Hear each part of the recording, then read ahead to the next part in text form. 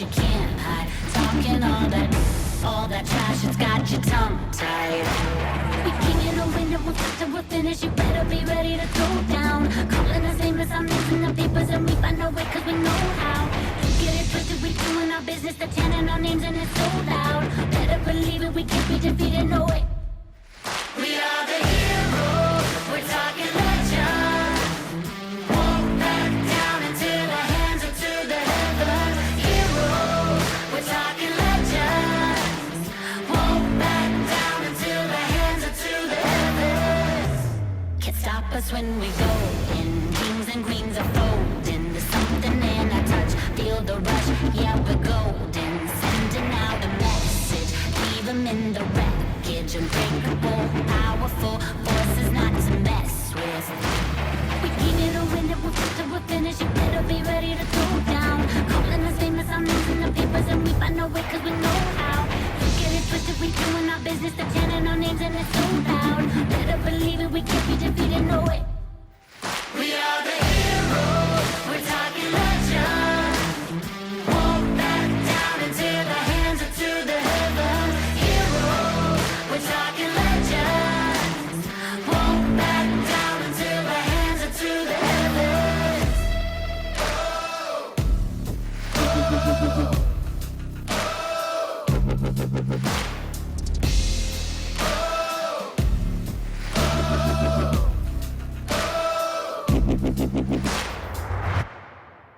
We are the heroes, we're talking legend. Won't back down until our hands are to the heavens. Heroes, we're talking legends.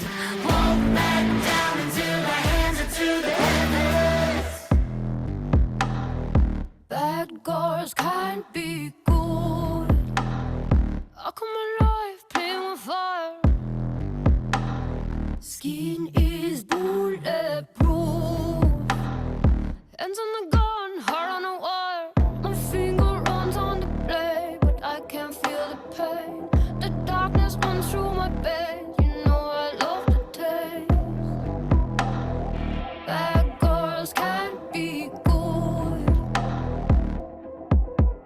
You better run, run, run, cause you know I'm coming for you, dog.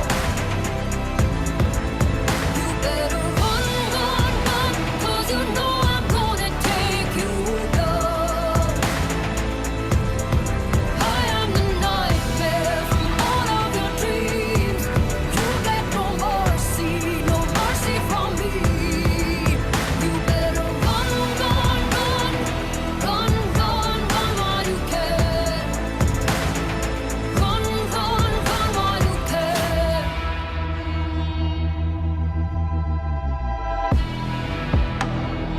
Welcome to my world. Out of the shadows I wanna rise. You'll get what you deserve. Pay for your sins, redemption is mine. You thought that I would give up, thought I would give in. You should've known I was tough, known that I would win. Welcome to my world. You better run, run, run, cause you know I'm coming for you now.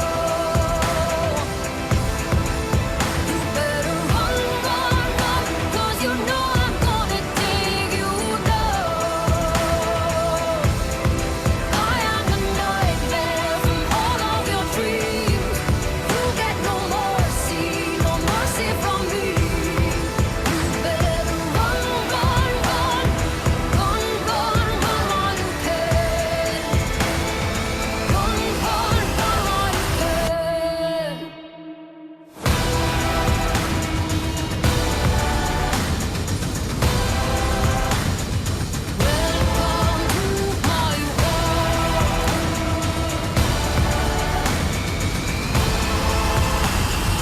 Welcome to my world.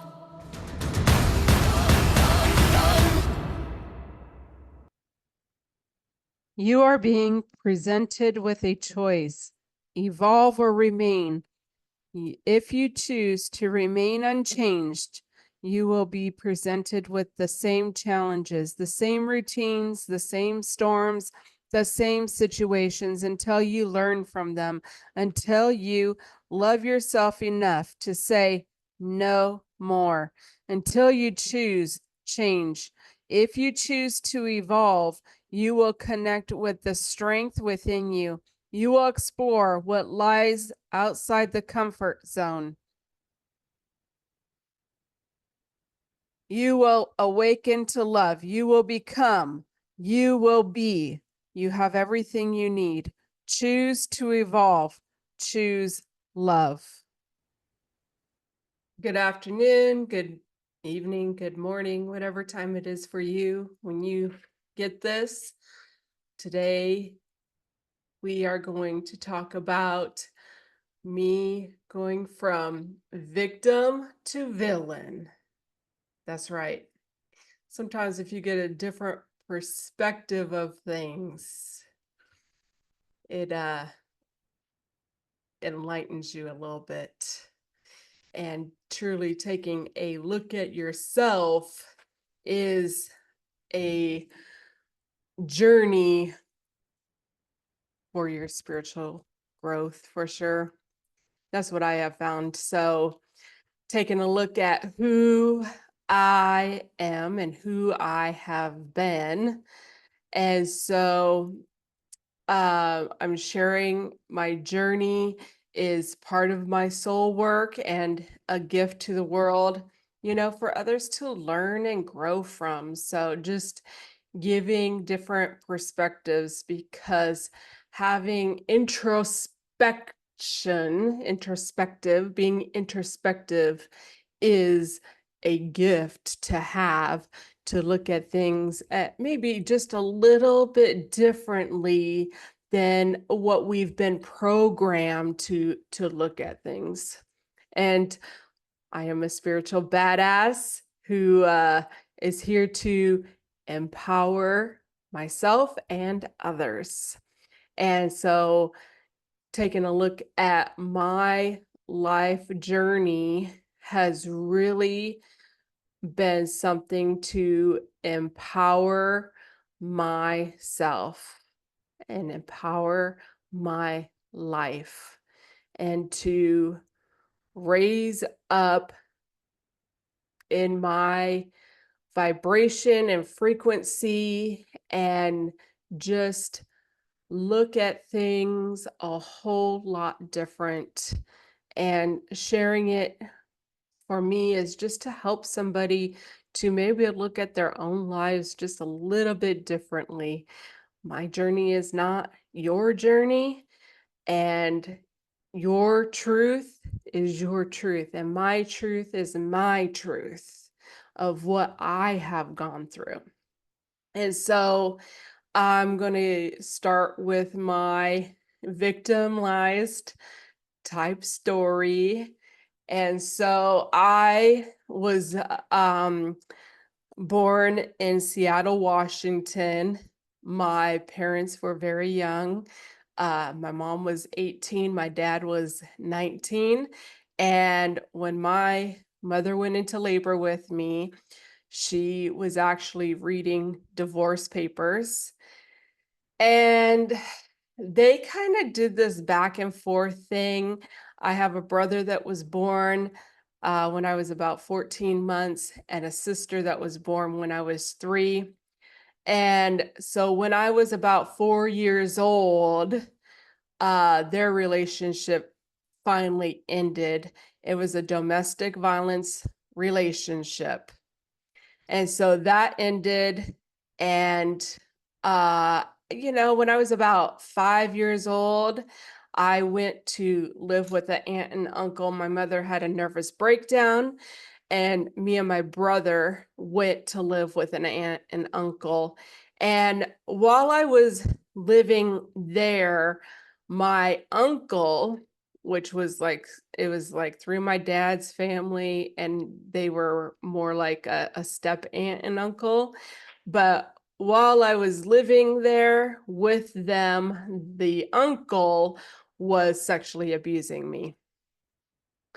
And also, while I was living there and I started school, I took the little school bus and the seats were really high.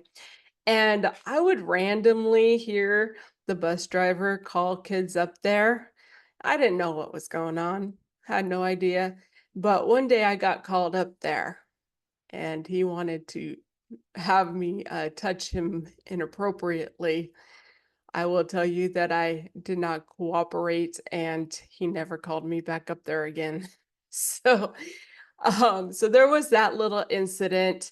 And then we ended up moving back with my mom and my grandmother and her husband, which, was Cal. Um, so he was my step grandfather, and we moved into a mobile home together. And my mom was a waitress, so she would work weekends. And Cal offered to watch us on the weekends. But the thing is that Cal was sexually abusing me from the Asian memory. He was sexually abusing me. And when we moved in there, he really just had prime access to me. I pretty much was either locked up in the house with him or I pretty much tried to get out of the house. I loved being outside because, I was freer and I would spend a lot of time playing outside to stay away from that, especially. And then my mother had well, first of all, I was asked one time about something going on with Cal. So my mother suspected that somebody was messing with me before I was a year old because of signs that I had shown of it. And so she was trying to actually figure out for a long time. She thought it was my dad's friends, and she had wondered if it was my dad. But when I was about a year and a half, there was a little incident with him where he was laying on the couch and I inappropriately touched him and he freaked out, which was a reasonable response for somebody who's not doing that stuff. So she didn't suspect him after that, and I can tell you that um that is something my dad didn't ever do. So anyhow, there was an incident with a blanket and me and Cal, and so my mother took me to the lake and asked me about it, and I denied it. And while we were walking up, there was like this little hill, so we were leaving there, and I was following her. I had just something inside of me. I just wanted to run up and tell her the truth, but there was something that just held me back from saying anything. And so then she got together with my stepdad. And when my stepdad came around and his son, things really changed then. And so he ended up moving in with us, and he was with us now on the weekends and stuff. And so he was kind of seeing some things, and his son was seeing some things and saying some things too. And so I came home one day and my mother asked me to go wait in her room. And when I was in there, or, then she came in to talk to me and she asked me, and I denied it. And then she said, "I think you're lying." And that's when I ended up telling her the truth about what was going on.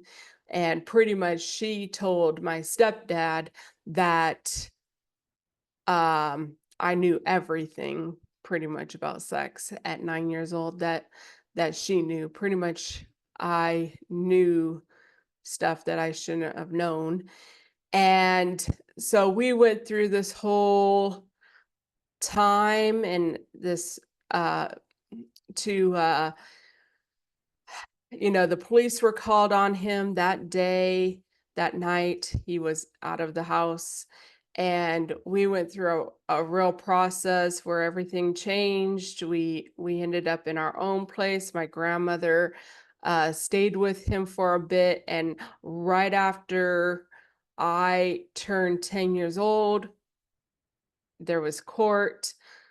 I went to court and um he ended up getting 3.5 years. He was not charged for my sister, who he also had been sexually abusing as well. And that was one of the things I asked him not to do, was not to touch her.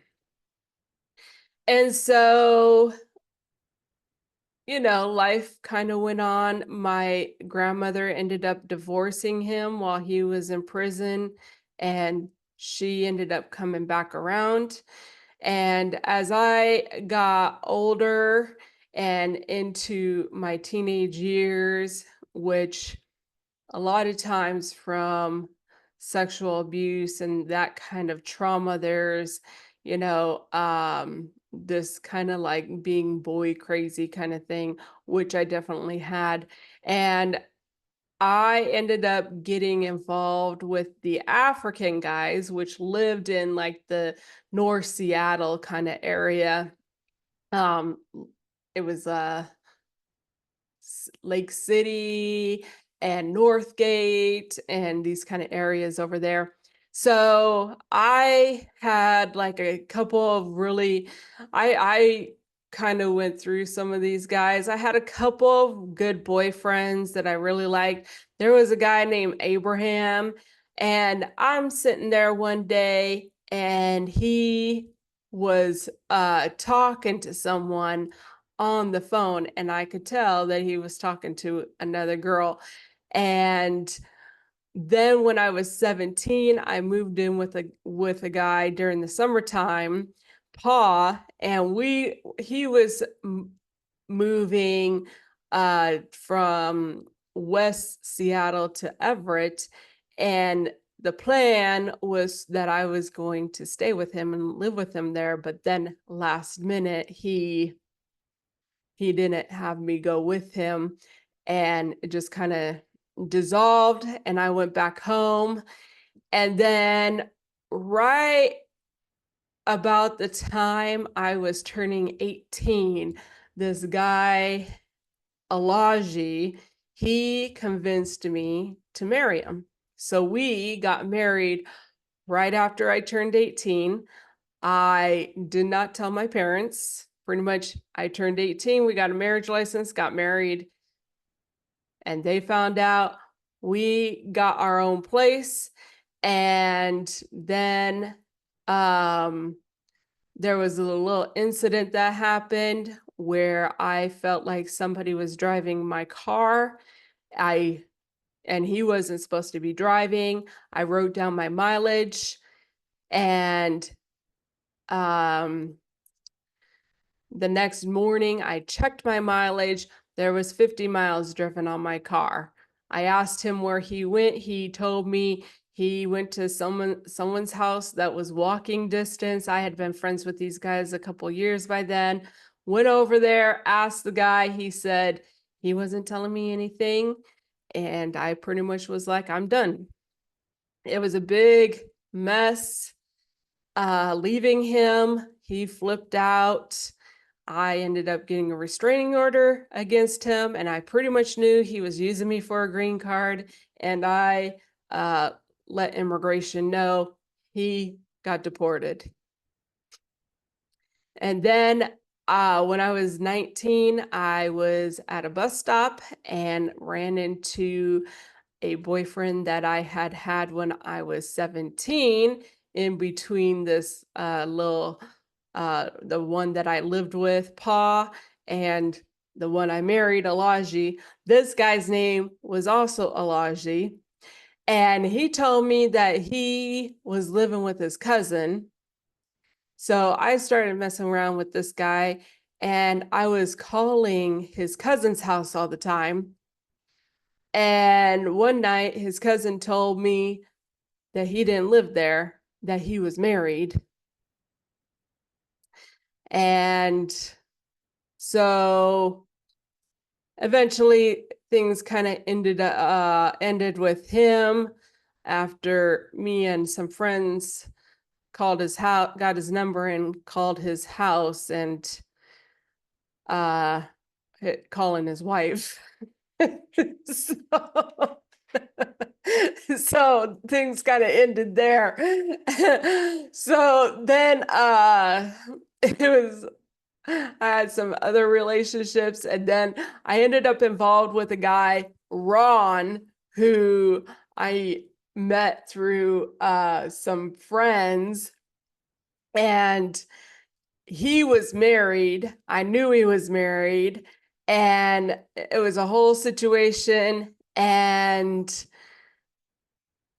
pretty much when he showed me who he was, I left, which was that he had well, he told me he did do the whole domestic violence thing, and I told him I didn't do that. And I watched him beat his wife down like a man, and I walked away.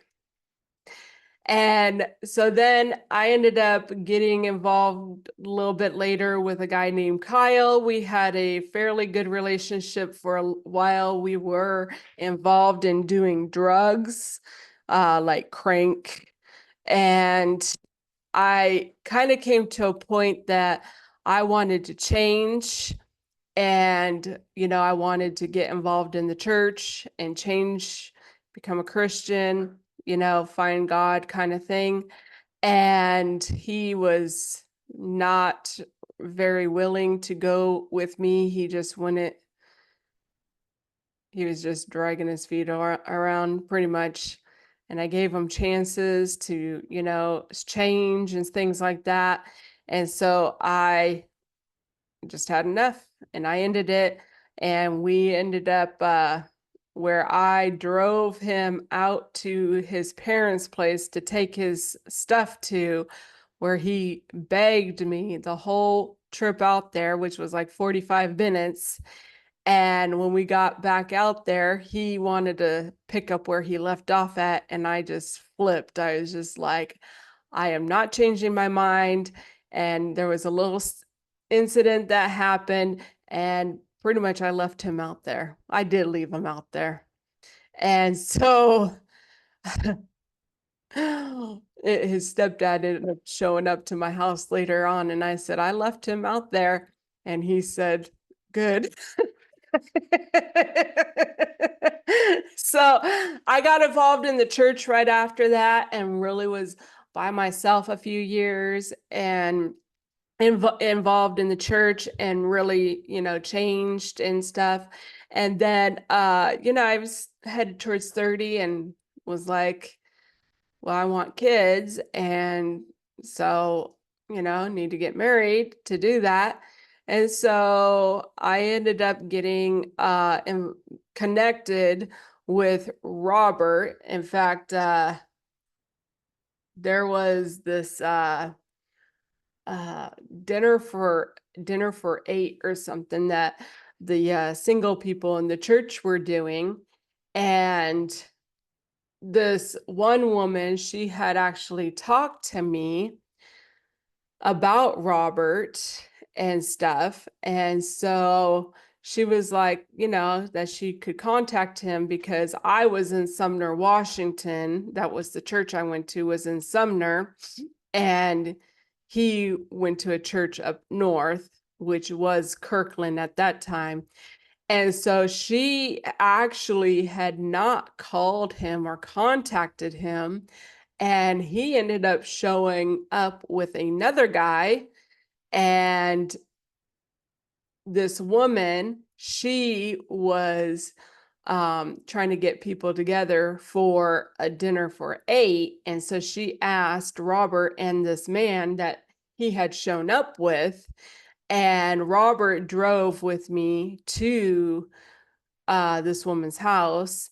And then so then we got involved, and we quickly got married after a few months, and everything pretty much changed then. And then we had our kids, and him and I constantly had marriage problems that, I wasn't submissive enough, and we were just constantly in and out of marriage counseling with members of the church.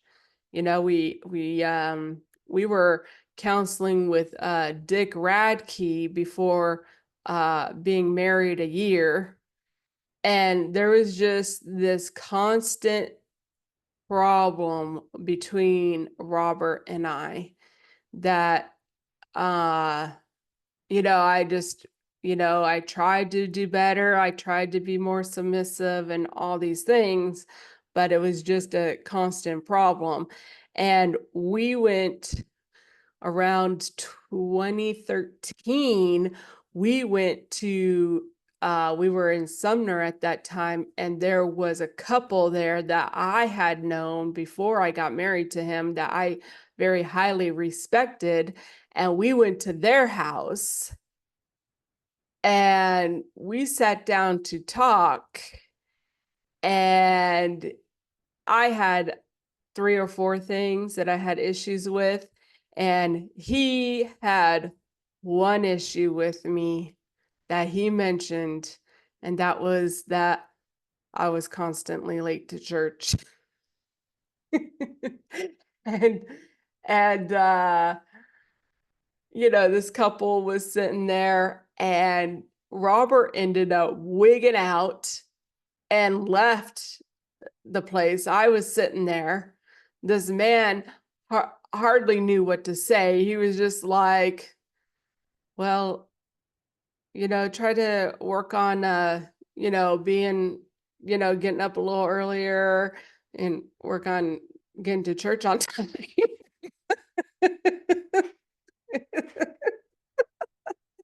so, so anyhow, and then, if you hear my story from like 2020 and 2021, things just really started with Robert when he started targeting our daughter. And I'm intervening in 2020. He's picking up chairs to throw at her, and we're in marriage counseling. And through that counseling,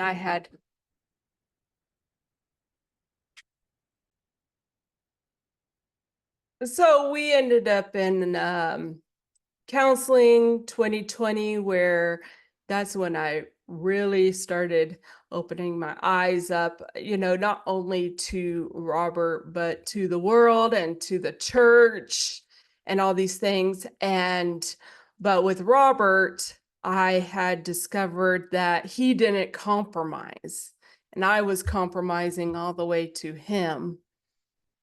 And so then in 21, we ended up in counseling again. While his health was failing, he had a mini stroke. It just lit things up even worse. And it was just this constant like yelling and screaming and flipping out over this, over that. I mean, it was just like, what's going on now? And he was very much targeting our daughter, and I just felt like I was the middleman, between them. It was just like, what am I going to do here?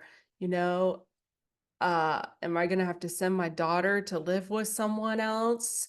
You know, and I just felt like, it was him or it was her kind of thing. And there were a couple incidents where he uh had a scuffle with her in the hallway, knocked her tooth out, and I was on the phone with, the elder of the church who was counseling with us. Then in 20 and then the next month, he yanked out my son's tooth where I just flipped. That was a scary day because I had always said that no one was going to put their hands on me, and it came close to that, and I had seen how weak I was from him and the church. And that's the truth. And the next month, I asked for a separation after he chased our daughter with a lighter. And that was when I got power over my children, because it is an energy game. And when you don't disagree with something, you're going along with things, you're in agreement by default. And so with that incident, I got power over our children to leave. And it was 3 months later that I left him and felt sorry for the guy. It was just like, can you imagine being such a jackass that you lose your whole family? You know? And, the medical people said he was competent enough to decide not to take medication. So, he was competent. And he ended up having a major stroke. He died exactly 2 months later. My full story of 23 will come out eventually. I am working on it. But when that happened, he left these men in the church to punish me and my children. And Dick the preacher man took a $50,000 life insurance policy. There was a young man, Troy. He cleaned out the house. And anyhow, it was just a whole big mess, pretty much a bunch of learning lessons. And I knew that, when I left Robert, I pretty much was leaving the church too. And that whole scene was just the icing on the cake that I needed. I was kind of dangling my foot in the church still. But after that whole scene of Robert dying and the things that those men were doing, that was the icing on the cake that I knew that I needed. I mean, if it wasn't for the BS that I knew about, of religion in the world and this and that, that they have a 501c3, they're under the government, that was just icing on the cake that I needed. And at Robert's service, that I was asked to to go to Sumner like once a month or whatever. And I know that some of those members didn't know exactly what was going on. But at that point, I was pretty much like, I think the best thing I can do is keep me and my kids out of the church system. And then I ended up going on to Facebook the day before Memorial Day in 23 and said that I was done with the church and I wouldn't go even if if I wasn't working on Sundays, I would not go. And I take it very symbolically that the last time I stepped foot in a church building was Robert's service. So, so that comes to that point of summing up my life story pretty much as being the victim. And so we're going to play a couple songs here. Love Into a Weapon and Cold Blooded. They're fitting songs for me. And we are going to re-look at things that maybe I'm not the victim. Maybe I'm the villain. And I will kind of take through some of that process that I kind of went through, and just kind of looking at things a little bit differently.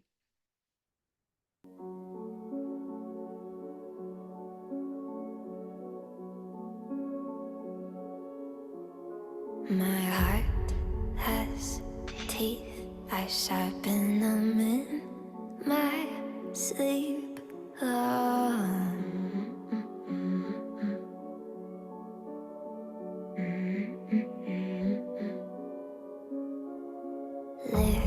Listen, dear, believe everything you hear.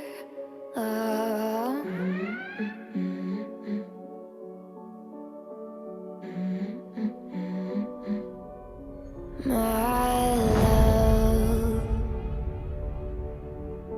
is a willing surrender,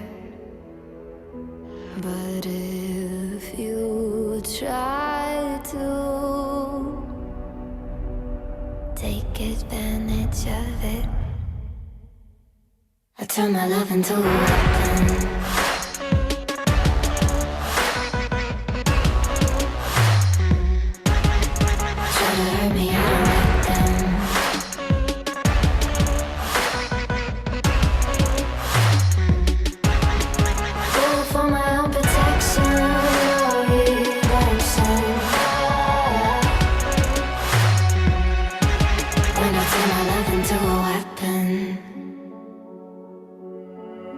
My heart has teeth, don't make me have to use them.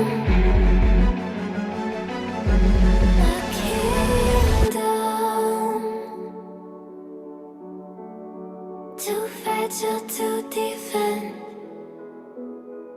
Hides a dragon. Oh, I'll make them sorry when I turn my love into a weapon.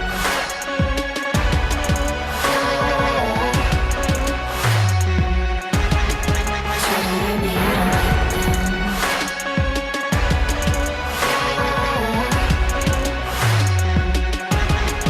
Oh, for my own protection, no redemption. When I turn my love into a weapon. When I turn my love into a weapon. My heart has teeth, don't make me have to use them.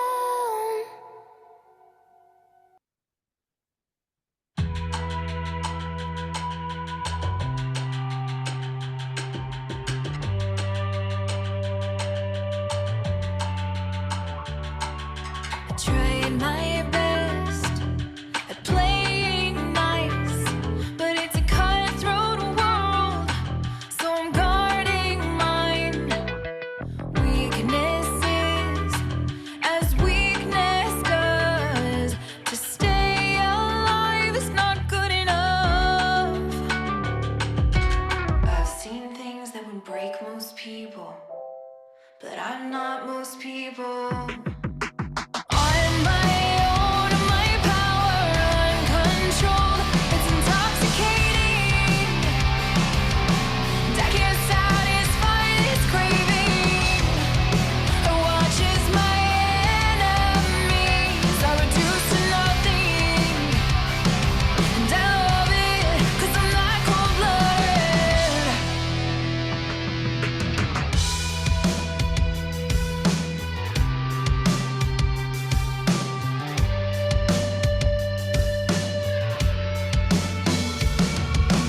I live by one simple truth, that if you dare cross me, I'm doing worse to you. So if my hands are stained with blood, It's worth it to be victorious. I've done things that would haunt most people, but I'm not most people. On my own, my power uncontrolled, it's intoxicating, and I can't satisfy this craving. It watches my enemies are reduced to nothing, and I love it 'cause I'm that cold-blooded. No remorse, no regrets, and I am only getting started. Mark my words, I won't settle for less than I deserve.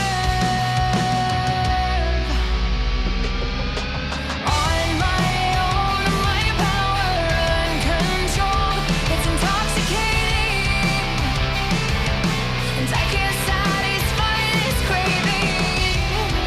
It watches my enemies are reduced to nothing, and I love it 'cause I'm not cold-blooded.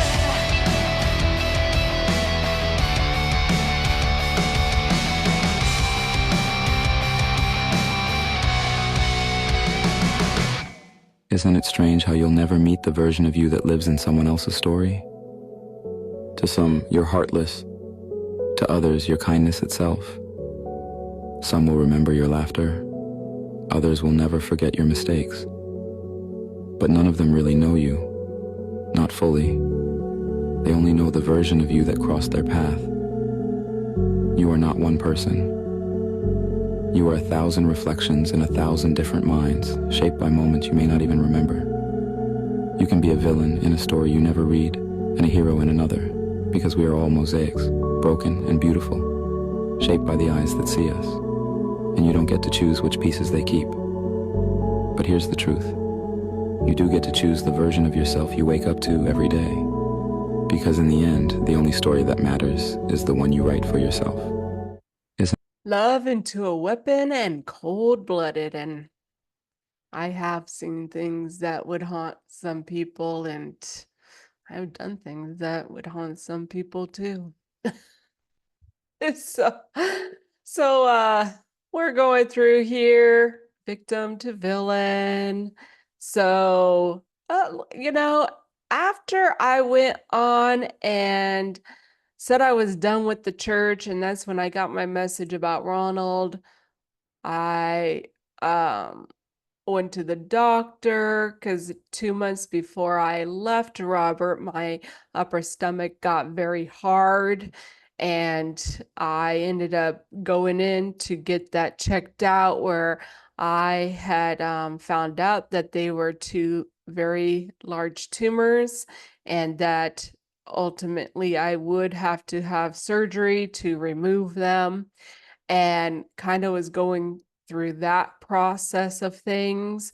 And so I really started just looking at my life differently, doing a review of my life, doing a new perspective of things, and just kind of looking through my life and things. And I ended up actually in a situation where I had actually, and I was actually kind of, even through the podcaster, coming to see and realize the power that I actually had within me. I was thinking things, and things were happening out here in my world. And so one of the things that happened was I was in this situation where I heard this man berating this woman, and I just got very emotional from this situation, and really, was looking at this thing because I was doing this evaluation for this relationship. And that was when I really came to see that I had actually, utilized power from my that I don't remember the domestic abuse in my home when I was a child, but that I had actually utilized that power and said that no man was going to put his hands on me. But that I had come to see that I had only taken care of part of a problem. And that was when I said that no man was going to raise his voice at me again. And, as I started looking at some of the things that I had done, like, with my previous husband, Alisha, and how he got deported and things. It was kind of like, made a phone call and they said, I wish you called last week. He was just in here. And he eventually got his trip back to Africa. I wonder who he blamed for that. So, and then, then the other guy, Alisha, when I found out that he was married,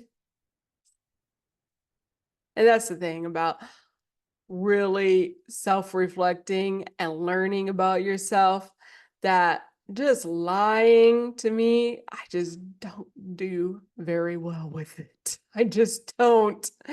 And with Alisha, the second Alisha that was married, who had lied to me about it, I set out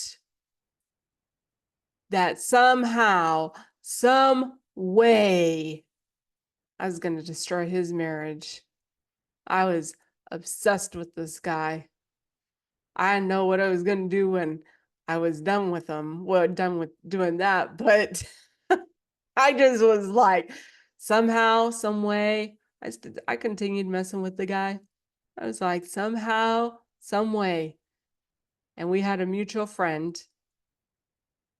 and he was going to have some guys and some girls, and he asked me to bring some girls, and I brought some girls, and this guy was talking to one of my friends. I don't know how she did it. She got his phone number to his house with his wife. He never gave me that. He gave me his cousin's number.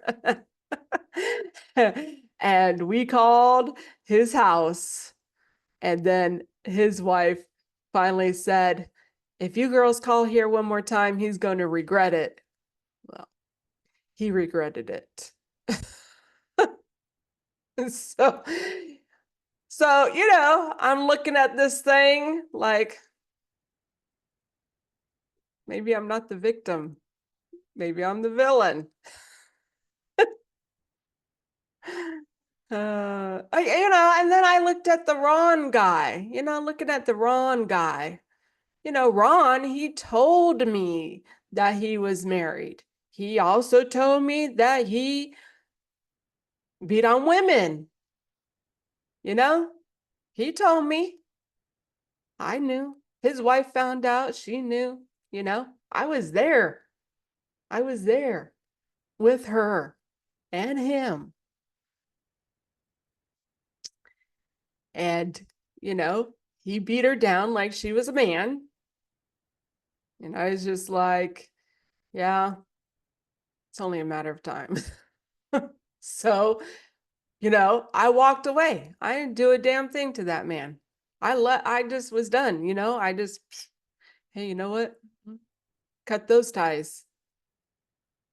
Moved on. And, let them be. So, it wasn't like I was vindictive, just doing crap. It was, when I was lied to and stuff. And then, poor Kyle, he just couldn't, quit doing drugs pretty much, because even after I left him out there in the middle of nowhere, I found out he was doing drugs, and yet we were supposed to be stopping doing drugs. See, me and Kyle had one of the longest relationships that I had, but there was just kind of something that started happening between him and I, because I wanted to be off doing the drugs, but see, he was secretly doing the drugs, taking melatonin at night. And so, and I gave him chances, and, I was done. I was moving forward in my life. He wasn't. And, you know, begging and pleading, he was given plenty of chances, and I was trying to be nice, helping him move, but I just had it. So, that's a learning lesson right there, that, we were done. So, and, Robert, looking at Robert, Robert ended up saying when he was in the hospital after he had his major stroke that his wife of almost 15 years abandoned him. And, we know I took the kids. So, looking at it like, well, maybe I'm the villain. Maybe I'm the villain. I did leave him. Couldn't take it anymore. That's the truth. It was extreme. It was long overdue. It was just constant stuff with him. And,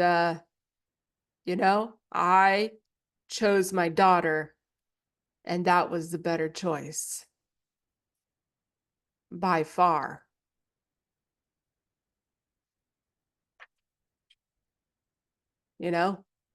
He was left there where he had nobody to yell and scream at except for the dog.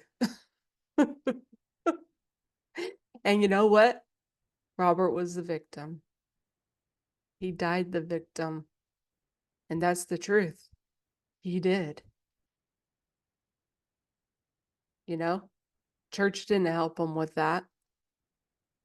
Church, and helps you with that, being stuck down here, that you're the victim.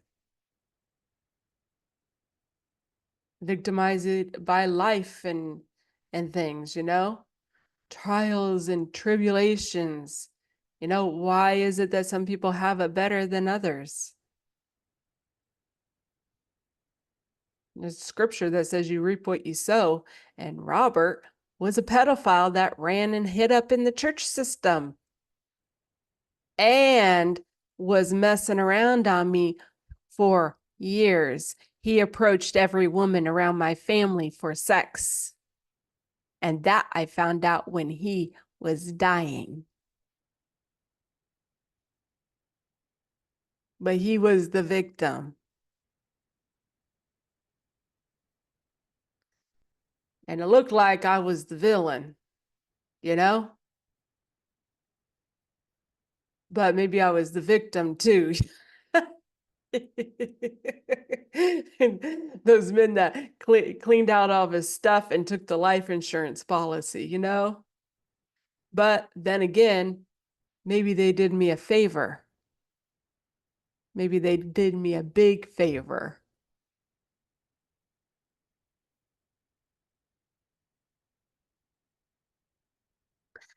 And so I looked at the Cal situation, and with Cal, I really came to see how everything was just right in alignment and right in place for a takedown of this long-term pedophile.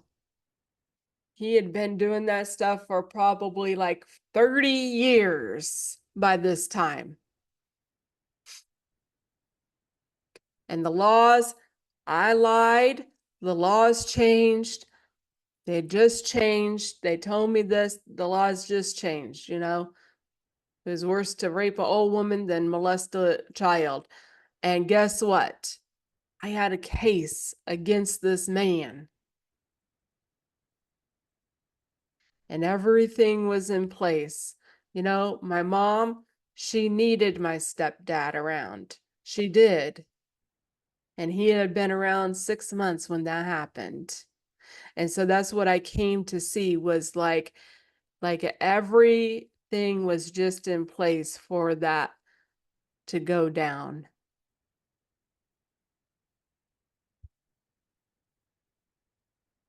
Destroyed a lot of lives, including Cal's. You know, he lost everything, his freedom, everything. He lost, ended up losing his wife too, you know? And again, like, you know, who was he thinking about, you know, at least a little bit. It was one of the hardest things I did, sitting in that courtroom, but I did it. Nobody holding my hand or anything. I sat there, I did it. I had a little blessing that happened, which was his lawyer, and she just kind of leaned like this and just totally blocked him from my view.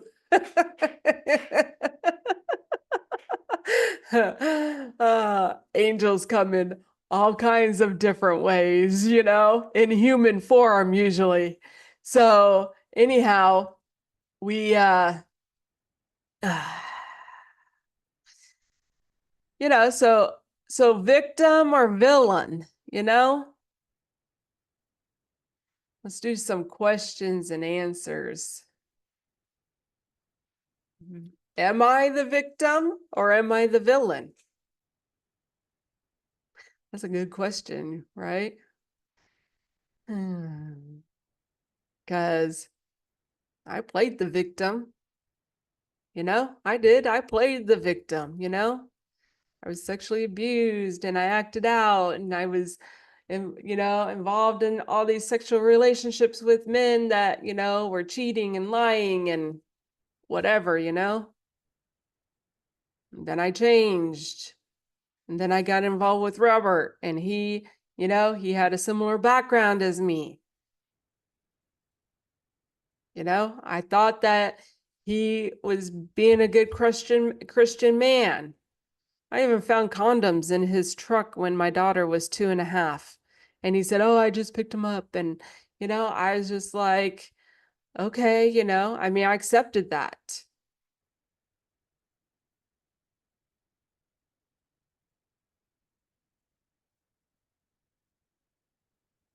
And so, but then, you know, how about the villain? You know what?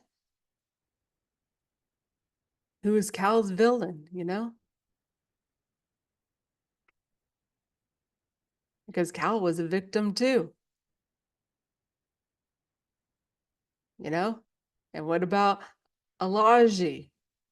Both of them, you know?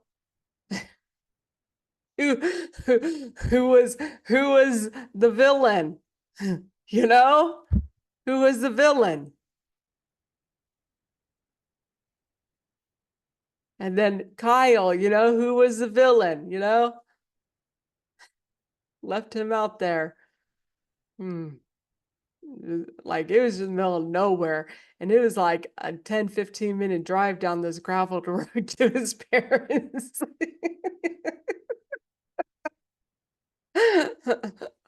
So, you know, it just gives a different perspective, you know? Maybe I'm not the victim.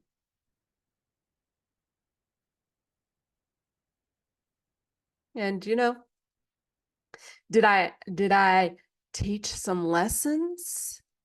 Did I teach some boys some lessons?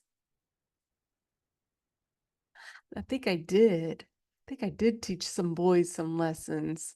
And you know, I think that I protected myself from being abused physically by men because I said no man was going to do that to me. And no man ever did. I dealt with some jackasses. And you know what? They never touched me. Came close with Robert. And that was a scary day.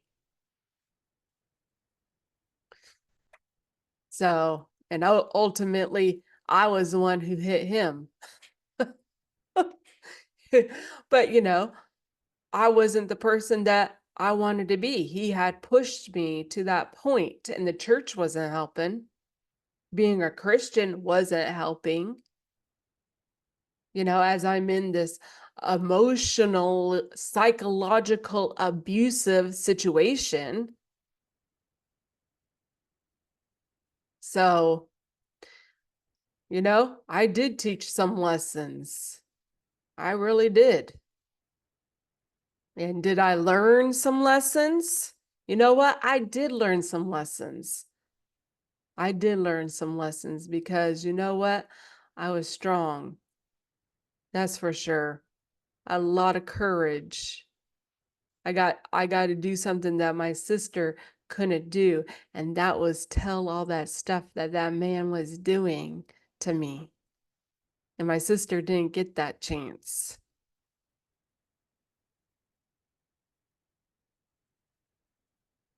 And Cal taught me about sex, and he was the first boy I taught a big fat lesson to too.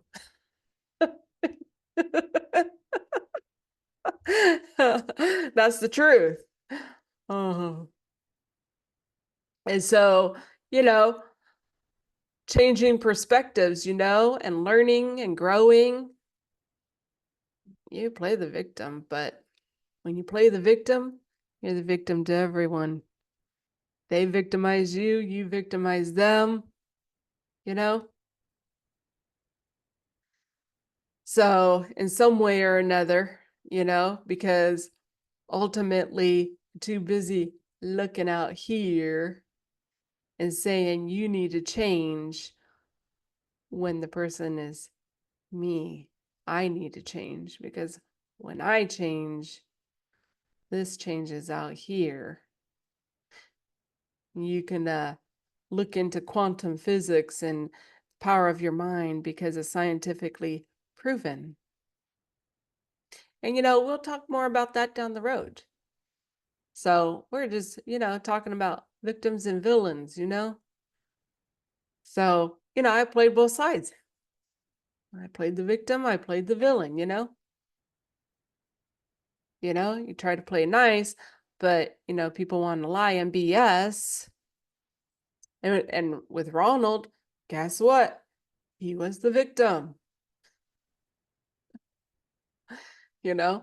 And he was trying to use me, And so, but I didn't take that, See, listen, I know who I am.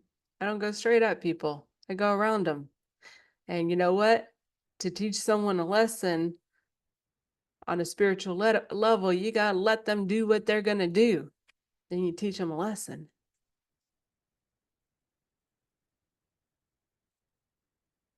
Redemption is mine. So anyhow, take it as you will, but and we'll do some more breaking down of Alisha later on this year. But that was some of my process, especially involved with Ronald, was maybe I'm not the victim, maybe I'm the villain. Because I know how to handle business. And I went into the church and I changed. I was prepared for Robert too. I was in the right place with Elijah, the one I married. I was in the right place with the next Elijah, who was married. I was in the right place when I got involved with Ron. I was in the right place when I got involved with Kyle.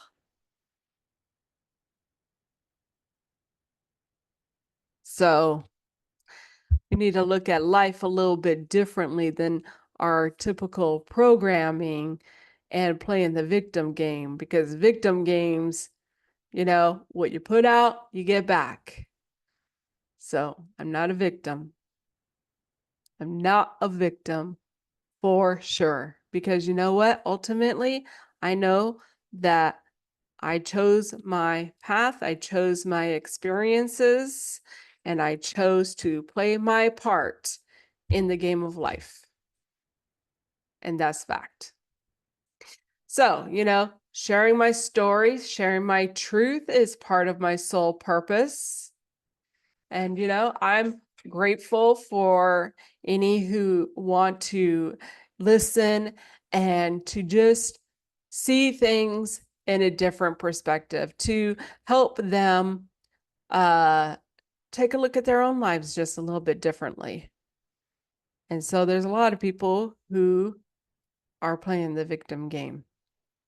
And if they self-reflected and looked inside themselves and changed their thinking, what you put out, you get back. And, I'm grateful for any donations and anyone that has donated. I am truly grateful for that. And I'm grateful for the spiritual support that I am receiving. And so I'm going to do my show for Leaving Washington State on June 25th, a couple weeks here this month. And I inquire you to watch the movie The Secret. And I can leave that link also in my bio. I left it on the last video I had for the taking down Ronald's fake account. And so The Secret kind of helped open my eyes to some things a little bit, especially when it came to the energy. And I'm gonna do a review of just some of what I gained from it and perspective, and just as you can watch it and see if maybe I see it differently than you did, and if you want to share your perspective either in writing or come on, which I'm going to do that on the 10th. So if you wanted to come on and just share your perspective, you can send me an email. So you can like, share, subscribe, and donate. I'll leave the links in the bio also for my email if you want to, share your view on that movie, The Secret. And so you can contact me at Our Greatness and Alisha Broman Quinn on Facebook and donate. The links will be in there for PayPal and Cash App. So enjoy your day and life. Remember, it is just a game. It's just a game. It's just a game. I promise you, don't take it so serious. And stay strong. Hang in there. Stay strong. Let go of the BS. Let go of it. Let go of it. Remember, like when you were a kid, before you got all wrapped up in the BS, let it go. Let it go. I'm telling you, your life's going to be a lot better. It's going to change. And so let it go. Let go of fear. Let it go. So, but stay strong. Hang in there. Hang in there. I know that it's tough sometimes when you see things differently and things get harder on you, especially when you need to make a move. So, you might need to jump back in there and get in the game and make a move or something, or, go the next step. So take a look and see what's coming at you, what are people saying? Because it just might be the message that you need. And so I send love, peace, and healing. We are going to end this off with the song, This Is How Villains Are Made. It's a good one. So, this is how villains are made. What is a spiritual awakening? A spiritual awakening is when a person becomes aware of his real nature and own unique being. When this happens in your life, you will have a new sense of seeing things and the world around you. You will begin to trust life and use your inner voice when making decisions. You will be able to accept your emotions and really feel them, not repressing them through addictions and negative patterns.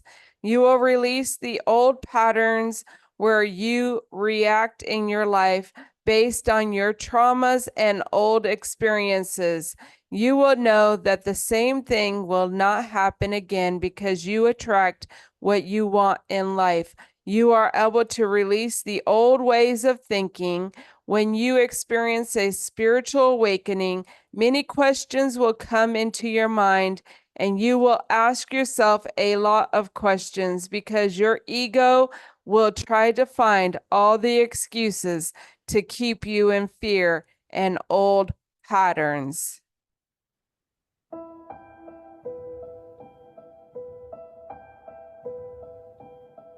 Time to put my medal on. Whose blood to spill, I don't know. Whose side I'm on. Two armies are coming at me. Their flags and weapons look the same. One tells the truth, the other's lying. And they're both calling my name. This is how villains are made. This is how villains are made.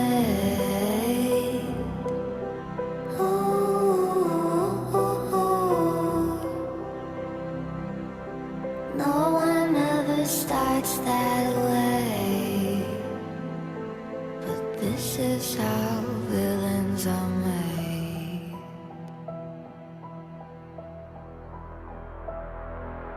Time to put my medal on.